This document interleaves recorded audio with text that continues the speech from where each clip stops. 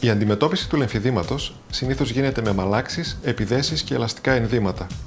Η συντηρητική αυτή αντιμετώπιση έχει όμως δύο αρνητικά στοιχεία. Πρέπει να εφαρμόζεται καθημερινά και για πάντα, ενώ συχνά το λεμφίδημα υποτροπιάζει. Εδώ και λίγα χρόνια, μία επέμβαση έδωσε ελπίδα στους ασθενείς με λεμφίδημα. Η τεχνική που εφαρμόζουμε είναι να μεταμοσχεύουμε λεμφαδένες από μια υγιή περιοχή στο μέρος το οποίο νοσεί. Η μοναδική αυτή επέμβαση έχει στόχο τη φυσιολογική αποκατάσταση της λεμφικής κυκλοφορίας.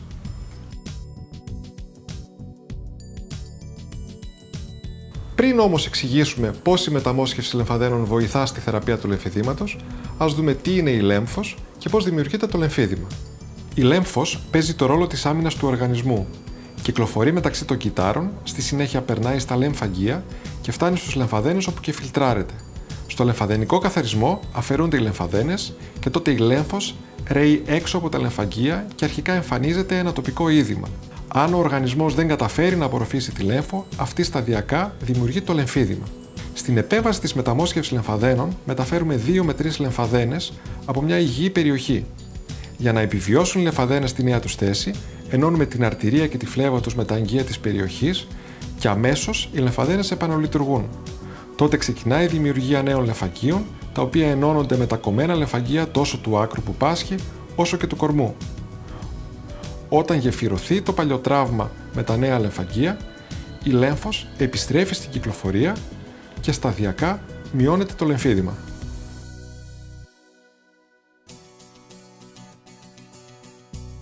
Πάντα οι ασθενείς μας ρωτούν αν η επέμβαση είναι δύσκολη. Οι ασθενείς που υποβλήθηκαν σε αυτή την επέμβαση τη χαρακτηρίζουν εύκολη. Δεν πονάνε καθόλου και σηκώνονται να περπατήσουν λίγες ώρες μετά το χειρουργείο.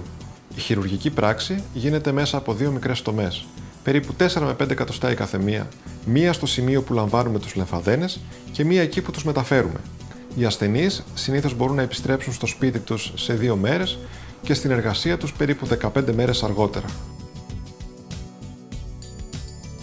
Ποιοι όμως ασθενείς με λεμφίδημα μπορεί να ωφεληθούν από τη μεταμόσχευση λεμφαδένων και με ποιον τρόπο? Ξεκινήσαμε να εφαρμόζουμε τη τεχνική το 2013 και περισσότεροι από 50 ασθενείς διαφόρων ηλικιών με συγγενές ή δευτεροπαθές λεμφίδημα στα χέρια ή στα πόδια υποβλήθηκαν σε μεταμόσχευση λεμφαδένων. Το μεγάλο κέρδος από την επέμβαση δεν είναι μόνο η μείωση του μεγέθους του χεριού ή του ποδιού, αλλά η εξάλειψη του πόνου, του αισθήματος του βάρους και των λοιμώξεων. Η πιο συχνή πάθηση που δημιουργεί λεμφίδημα είναι ο καρκίνος του μαστού, σε ποσοστό που φτάνει το 40% αυτών των γυναικών.